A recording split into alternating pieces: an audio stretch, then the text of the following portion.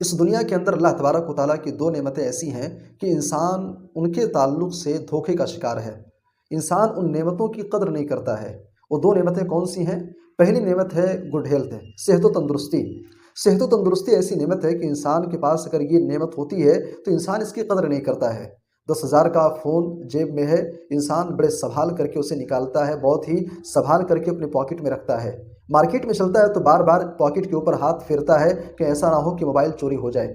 10,000 کے فون کی انسان اتنی قدر کرتا ہے، لیکن انسان کے پاس جو صحت ہے، جو تندرستی ہے، صحت و تندرستی کو انسان غنیمت نہیں سمجھ رہا ہے۔ کروڑوں کا نہیں بلکہ اربوں خربوں کی باڈی ہے، جسم ہے، جسم کے اعضاء ہیں، ہاتھ ہے، پیر ہے، ناک ہے، کان ہے، دل ہے، گردے ہیں، یہ ساری کی ساری چیزیں سلامت ہیں، ٹھیک ٹھاک ہیں۔ انسان ان چیزوں کا غلط استعمال کر کے، مس یوز کر کے، غلط چیزوں کو کھا کر کے انسان اپنی صحت کو تباہ کر رہا ہے۔ دنیا کے اندر ایک اور نعمت ہے جس کی انسان قدر نہیں کرتا ہے، دیٹس ٹائم۔ وہ چیز ہے وقت، وہ چیز ہے سمے۔